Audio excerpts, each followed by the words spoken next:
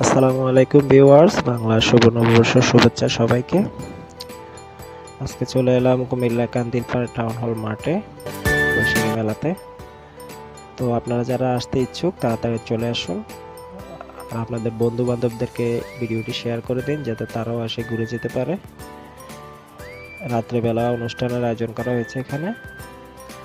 দেরি না করে তাড়াতাড়ি চলে আসুন, আর ভিডিওটি যদি আপনাদের ভালো লেগে থাকে তাহলে অবশ্যই লাইক কমেন্ট করে দিবেন, আর আপনার বন্ধুদের সাথে শেয়ার করে দিবেন যাতে করে তারাও আসতে পারে।